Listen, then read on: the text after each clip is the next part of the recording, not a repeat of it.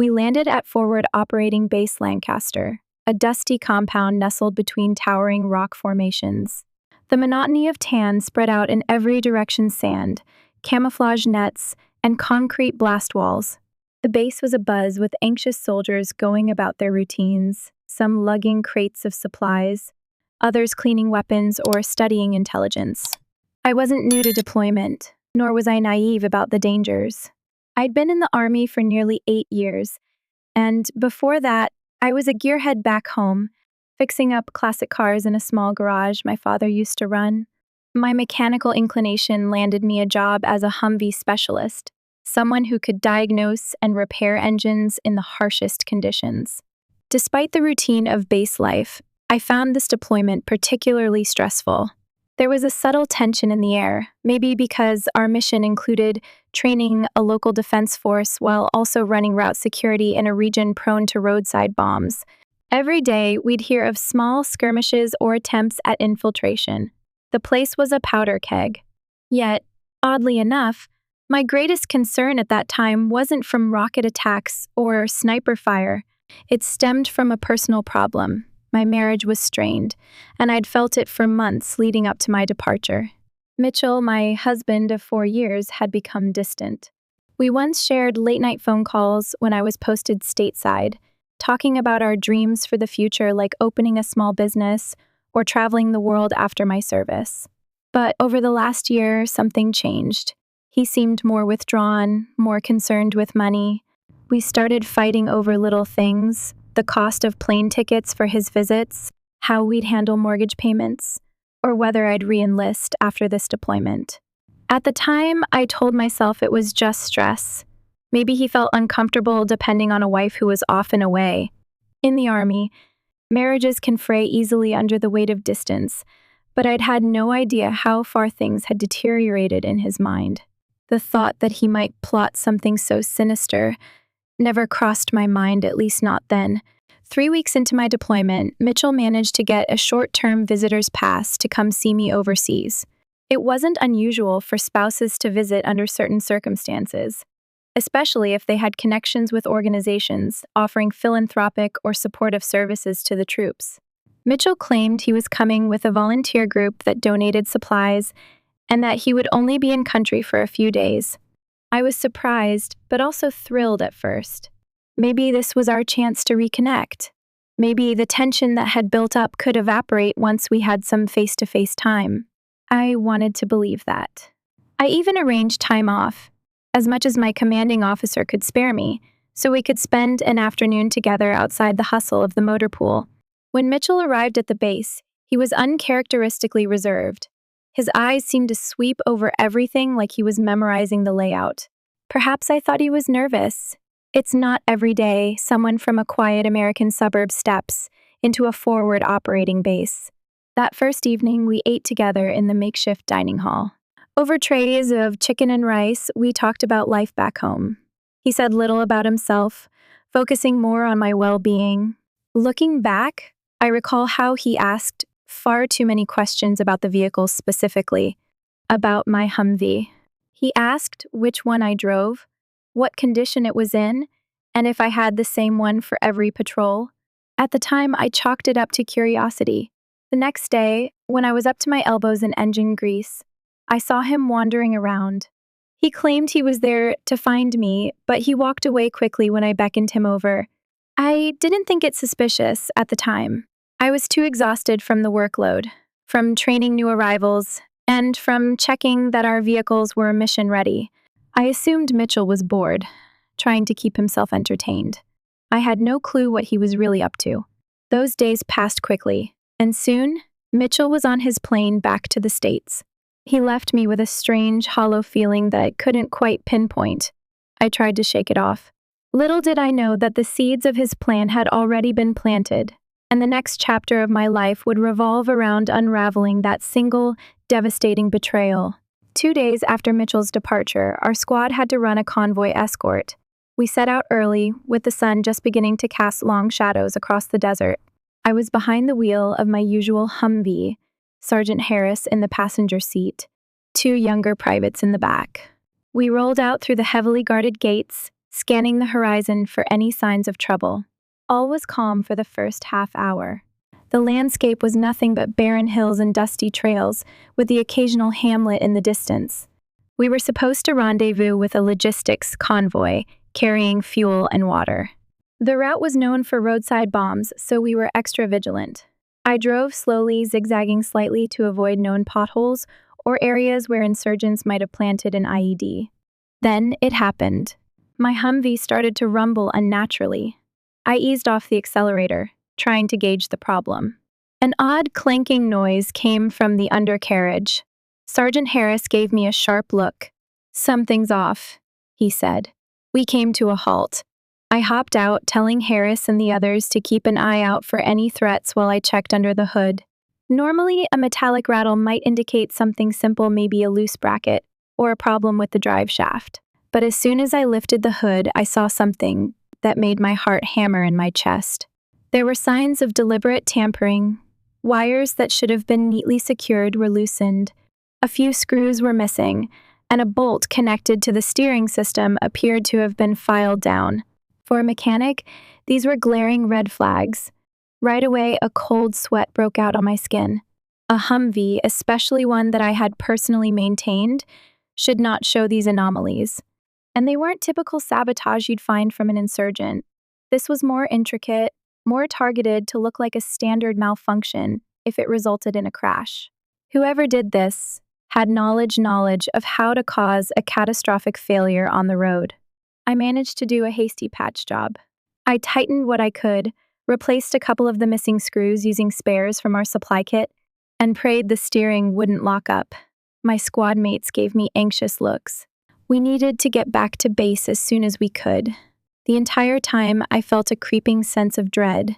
Who would sabotage my Humvee?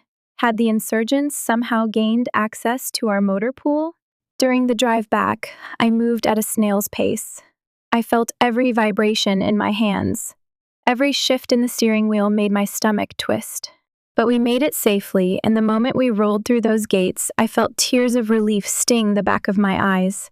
It wasn't the typical deployment stress that had me on edge. It was the possibility that the enemy was no longer just the individuals planting bombs out on the roads. The enemy might be within the walls of the base, or somehow working with someone who had come onto the base recently. That's when Mitchell's face drifted through my mind, and I felt a sudden sense of confusion. Could my husband have something to do with this? It seemed beyond comprehension, and I tried to push the thought away. But the seeds of suspicion had been planted. I couldn't sleep that night. My bunk felt like a cage, my thoughts swirling endlessly. I replayed our arguments before I left, the strange questions he asked about my Humvee, the way he'd wandered off in the motor pool. As a soldier, I was trained to look for patterns, to detect anomalies. Now my personal life demanded the same meticulous scrutiny. The next morning, I visited the base's security team. I explained that my vehicle appeared to have been tampered with, and asked if they had any camera footage from the days leading up to the incident. They seemed skeptical at first. Sabotage within the base isn't the most common scenario, but they promised to investigate. Meanwhile, I performed a thorough inspection of my Humvee in the motor pool, this time with 2 other mechanics watching. Sure enough, the sabotage was more extensive than I'd initially noticed. The strangest part was that nothing pointed to an external infiltration. No force locks, no footprints from someone sneaking around the perimeter. In fact, the only sign of entry was a small scratch on the keyhole cover for the maintenance bay, but that area was accessible to base personnel or authorized visitors. That fact alone would have kept me up at night if I hadn't already been restless. 3 days passed before the security team got back to me. They mentioned they had found suspicious activity on the base's surveillance recordings, someone matching. Mitchell's build had been seen around the motor pool at a time he wasn't scheduled to be there. The footage wasn't conclusive enough to show what he was doing, but it showed him loitering near my assigned Humvee, glancing around furtively. Then the camera angle changed, or maybe the feed was cut short because it never recorded him leaving. I felt my stomach churn. My own husband, messing around near my Humvee without explanation. Then I remembered how, on his last night, he hurried to say goodbye to me, claiming he had urgent tasks with his volunteer group. It clicked painfully into place. Could the same man who had once told me he'd do anything to keep me safe, the man who championed me when I enlisted, have now tried to kill me? It felt absurd. Yet, the proof was there, or at least some of it. I had no choice but to act. The day I confronted the possibility of Mitchell's guilt was the day a fire ignited in my heart, a mixture of terror, fury, and fierce determination. If he had done this to me, there had to be a reason. And that reason, as far as I could guess, revolved around money, my life insurance. Soldiers are heavily insured. If I died in a line of duty accident, he would be a major beneficiary. Had we truly hit that point, where he was so desperate or so greedy that he'd risk everything, even my life, to get a payout? In the days that followed, I tried to keep my head down, continuing with my duties while my heart pounded with a quiet rage. My chain of command ordered a thorough investigation, but these things take time. The base's legal advisors had to coordinate with stateside agencies, and a tangle of bureaucracy slowed the process. Meanwhile, I was stuck with my swirling thoughts, trying to maintain a professional front. Night after night, I found myself losing sleep, torn between heartbreak and anger. I read old text messages from Mitchell, looking for hidden meaning in the words. I replayed the last phone call we'd had, recalling how he expressed concern about finances, how he insisted I keep up with the maximum insurance coverage. It was such an odd thing to fixate on, but back then I considered it normal spousal worry. Maybe he was simply anxious about my safety. Now every memory was tainted. The emotional toll was immense. Some nights, I couldn't decide if I wanted to scream at him, cry for help, or just lock myself in a dark room. But the Army teaches us resilience. It teaches us to channel our energy into productive action. So, I told myself, gather evidence, stay calm, focus on the mission, let the system do its job. Still, I felt powerless at times. The war zone environment only amplified my anxiety. If I died out there, would anyone question it? Maybe it would look like an ordinary casualty. The enemy didn't always discriminate whose life they took. That knowledge weighed heavily on me, but it also fueled my determination. I decided I wasn't going to be a statistic, some quiet line in a casualty report. I wanted the truth out there. I wanted justice. Simultaneously, I began to suspect that Mitchell couldn't have done this alone. He was a civvy. Sure, he might have gleaned some tidbits of mechanical knowledge from living with me or from listening to me talk about my job, but the sabotage required a certain familiarity with Army vehicles. Also, how did he gain access? The security protocols at the base weren't LAX. Even as a volunteer, he would have needed more than a general pass. Rumors started circulating that someone in the motor pool had been taking bribes, selling spare parts, or ignoring security checks for a bit of extra cash. One of my fellow mechanics confided in me that certain items sometimes went missing, only to turn up on the black market. The possibility that an insider had helped Mitchell get to my Humvee was very real. I dug quietly, talking to people, treading carefully so as not to alert the suspect if they were among us. My biggest lead was Sergeant Klein, a man known for gambling issues. He'd been counseled multiple times for tardiness or strange behavior. Some nights, I saw him pacing in front of the rec tent, muttering about debts. Klein was friendly enough on the surface, but something about his forced smiles put me on edge. As the official investigation crawled along, I conducted my own. I checked logs to see who had signed in or out of the motor pool around the time of the sabotage. Klein's name kept popping up. He had claimed mechanical tasks that weren't assigned to him. He also had a friendship with Mitchell on social media, which I found suspicious. The more I dug, the more I believed Mitchell had recruited Klein to do the dirty work. My husband might have handled the big idea collecting the insurance money, but Klein was probably the one with the real knowledge of our procedures, the one who could carefully sabotage the vehicle in just the right way. The tension in my daily life reached new heights. I'd see Klein across the motor pool, his eyes flicking toward me with a hint of unease. I knew he suspected I was onto something. We engaged in a silent dance, me trying to stay inconspicuous, him feigning innocence. Whenever we were forced to interact, our conversations were laced with polite coldness. Meanwhile, I called Mitchell from the base phone tent, controlling my emotions so as not to tip him off. I wanted him to think I was unaware. "How's everything back home?" I'd ask. He'd respond with some vaguely concerned remarks about bills and finances, never addressing the sabotage, obviously. On one of those calls, I noticed an almost gleeful tone in his voice. He asked how my missions were going, and I pretended everything was normal.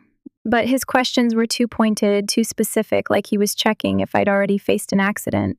I bit my lips so hard I tasted blood, resisting the urge to confront him right then and there. I needed more evidence.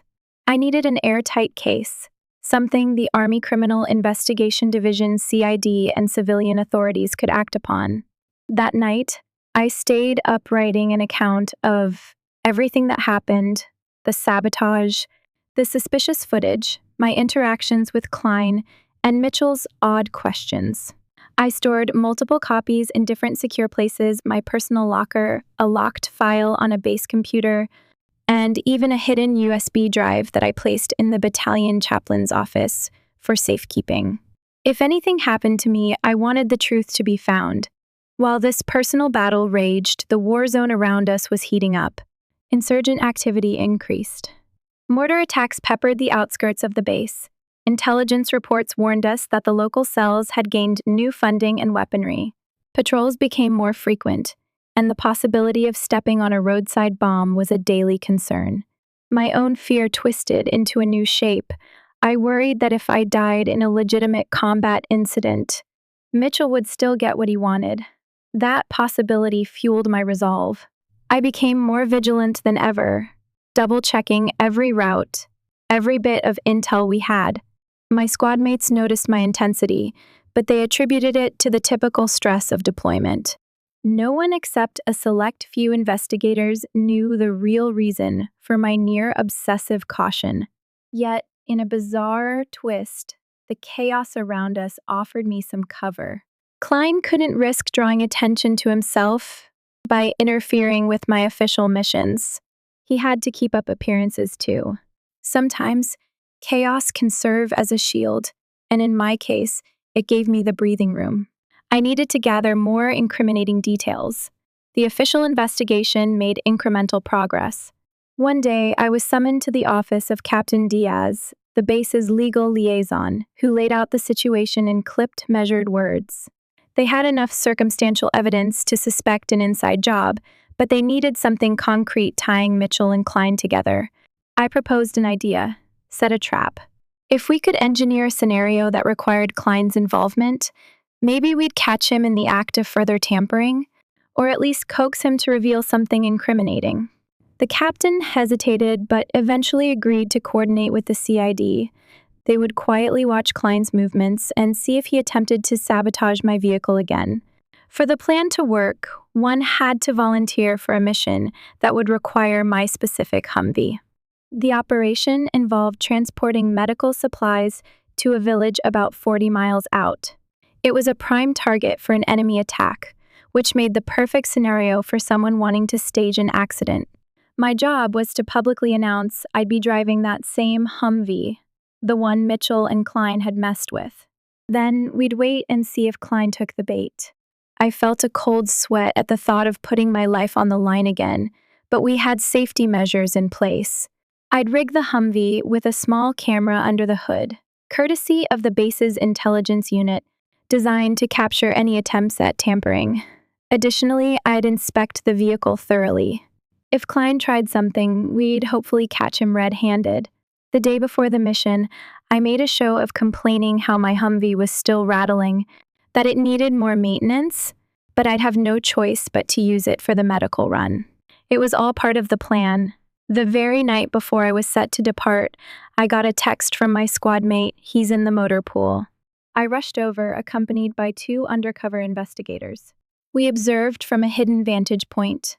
Sure enough, there was Sergeant Klein, crouched under the hood, tinkering with something. My hands shook in quiet rage, but I stayed put as the investigators carefully filmed everything. Moments later, Klein closed the hood and started walking away, scanning his surroundings. The investigators moved in, arresting him on the spot. Under the intense glare of a flashlight, his eyes looked panicked, his breath ragged. The hidden camera's memory card was removed, revealing video proof that he had tried to sabotage my vehicle again. In the hours that followed, Klein was interrogated, and he spilled more than enough to confirm Mitchell's involvement. It was exactly what I needed and dreaded to hear. For a while, Klein tried to minimize his role, but eventually, cornered by the threat of serious charges, he gave up any pretense of innocence. He admitted that Mitchell had approached him through social media about making a few extra bucks. Klein was to sabotage my Humvee in a way that looked like a mechanical failure during a mission. The arrangement was that Mitchell would pay Klein a portion of the insurance payout if I died. To protect himself, Mitchell had even transferred a partial payment to Klein's bank account while he was still on base. The seriousness of Klein's confession left me numb. My own husband had orchestrated everything with the help of a financially desperate soldier. Mitchell had planned on me not coming home alive, so he could collect a windfall that would let him live a life of comfort. The rage I felt was tempered only by the heartbreak. How could the man who once promised to love and cherish me reduce my life to a dollar amount? The news traveled up the chain of command. CID coordinated with civilian authorities to gather evidence. Mitchell would face criminal charges in the States, and the Army prepared a court-martial for Klein. I cooperated fully, providing any and all information about the sabotage, the footage, and my communications with Mitchell. I alternated between relief, because the danger was finally exposed, and a deep sorrow. Our marriage was over, of course, but it was more than that. A fundamental trust had been shattered. The illusions of love, of shared dreams, gone in an instant. The rest of my deployment was overshadowed by legal proceedings. I testified in preliminary hearings, answered endless questions, and gave written statements. The Army deemed it prudent to assign me to a rear detachment role for my safety and state of mind. Part of me welcomed the reduced risk. Another part felt restless, missing the hands-on work one used to find solace in. Months passed, and eventually I completed my tour of duty. Stepping off the plane onto American soil felt surreal. My heart was heavy with the knowledge that I wouldn't be greeted by Mitchell's warm smile or a loving hug. Instead, I was stepping into a legal battleground. My superiors allowed me time to decompress, but they also warned me that I'd likely be called as a key witness in the upcoming trial. During those first weeks back home, I stayed with my sister Caroline. She was my rock, offering unwavering support when I told her everything. Her eyes, usually so warm, flashed with anger as she heard the story. She had never liked Mitchell much, always finding him a bit self-centered, but she never imagined he was capable of something so monstrous. Living with Caroline, the first started putting the pieces of my life back together. I consulted with Army legal advisors, who guided me through the process of pressing charges, pursuing a divorce, and ensuring I'd still be protected if Mitchell tried anything else. The emotional toll was immense, but each day I felt the empowerment that comes from seeking justice, from refusing to be a victim. Mitchell was arrested in his hometown by federal agents. He was charged with conspiracy to commit murder for financial gain, among other offenses. His bail was denied, partly due to the severity of the allegations and the strong evidence in the Army's possession.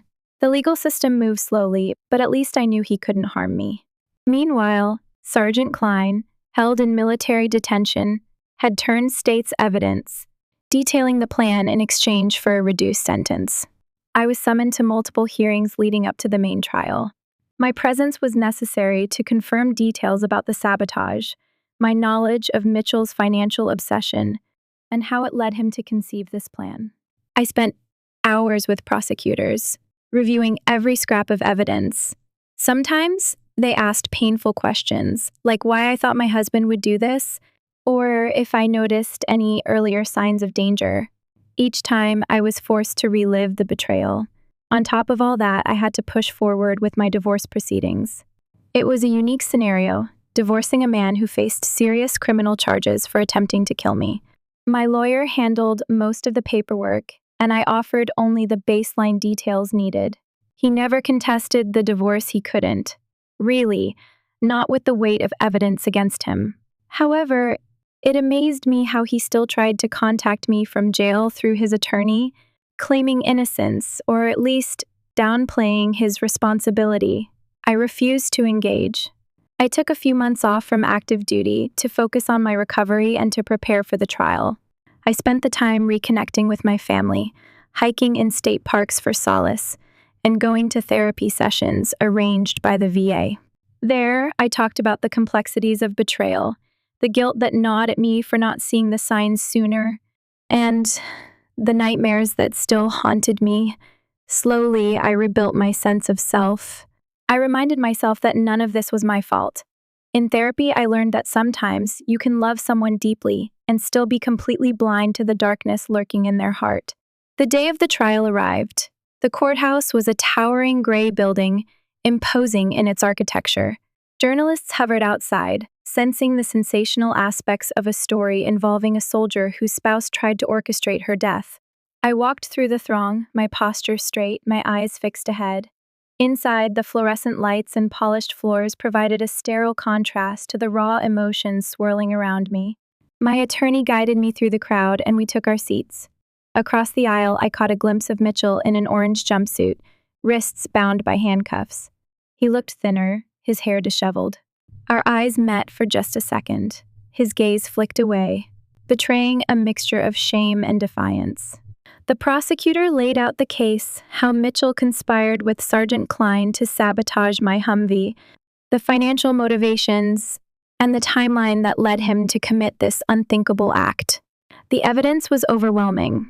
Bank statements showing large unexplained deposits to Klein's account, messages between them detailing my schedule and vehicle specifics, the security footage of Mitchell at the motor pool, and finally, Klein's recorded confession.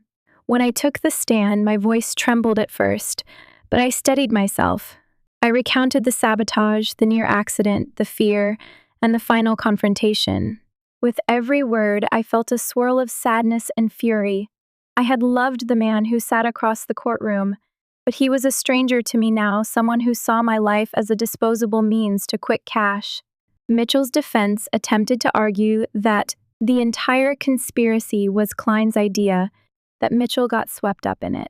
But that story crumbled when the prosecution presented the chain of text messages, including references to the life insurance policy. The final blow came when an Army insurance officer testified how Mitchell had repeatedly inquired about increasing my coverage just weeks before my deployment. There was no denying his guilt. The trial lasted over a week. On the final day, the jury deliberated for only a few hours. They returned with a unanimous verdict: guilty. Mitchell's face tightened, his eyes welled with tears, and he looked in my direction one last time. If he expected pity, he found none. The sentencing hearing brought a sense of finality. The judge, stern and resolute, declared Mitchell's actions a cold-blooded betrayal of one's spouse and country, and handed down a lengthy prison term that would ensure he wouldn't see freedom anytime soon. Klein received a reduced sentence in military prison, thanks to his cooperation, but it was still substantial. I sat in that courtroom, tears prickling my eyes, not tears of regret, but of catharsis. Justice was done. The system, slow and imperfect as it sometimes is, had worked. The truth was out, and for the first time in months, I felt truly free from the shadow of betrayal. Outside the courthouse, a warm sun washed over me. I inhaled deeply, letting the fresh air fill my lungs. Reporters shouted questions, but I brushed past them, uninterested in turning my personal tragedy into sensational headlines. My sister was waiting, her arms open wide. I fell into her embrace, letting out a breath I hadn't realized I'd been holding. Life moved on. After the trial, the divorce was finalized. My name remained Jessica Cooper, but I felt like a different person, entirely stronger, more aware of life's fragility, but also of its value. I decided to remain in the Army, at least for another enlistment.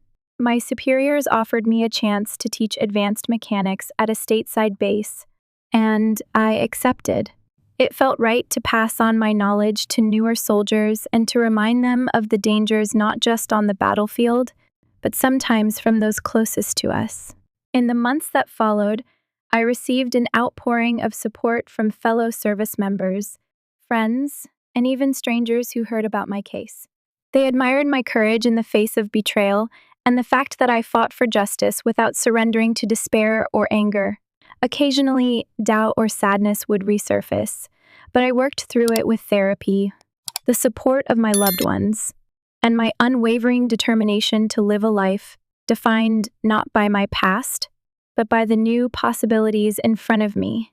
One day, while teaching a class on diagnosing complex engine problems, I realized how far I had come. Months ago, I was rummaging under a dusty Humvee in a war zone, discovering sabotage that nearly ended my life. Now I stood in a modern classroom, bright lights overhead, students eagerly absorbing my every word. I spoke of safety checks, the importance of thorough inspections, and the need for vigilance. Behind those technical lessons was a deeper truth. Vigilance in your profession, yes, but also vigilance in your personal life. We never know where betrayal might lurk, but knowledge and perseverance can bring us through even the darkest times. 2 years after the trial, I took another step toward closure. I visited Mitchell in prison, not out of any lingering affection, but to see if he had anything to say to me face to face. I found him in the visitation room, dressed in a standard prison jumpsuit. He looked older, wearier. When he spotted me, his eyes widened with something resembling remorse. He tried to stammer out an apology, claiming that financial pressure drove him to desperation. He said he never meant to hurt me, only that he saw no other way out of our debt.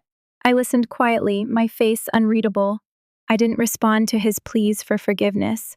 I simply told him I was living my life, moving forward, and that I hoped someday he'd reflect on the enormity of his crime. Leaving that prison, I felt an odd sense of relief. It wasn't that I forgave him.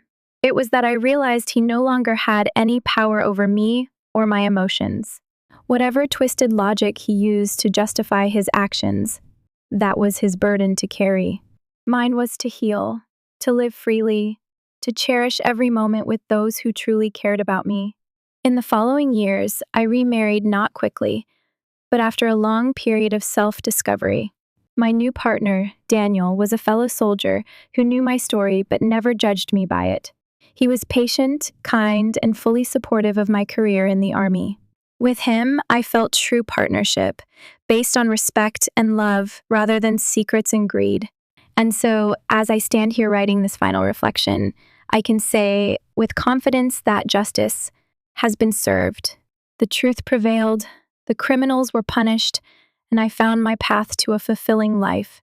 I look at the insignia on my uniform, reminded of the oath I swore to defend my country, my comrades, and even myself against all enemies, foreign and domestic. I kept that oath even when the enemy turned out to be my own husband. Now, the future is wide open. There are new missions ahead, new people to teach, new places to see. The memory of betrayal still stings at times, like an old scar that flares up in the cold, but it also reminds me of my strength, my resilience.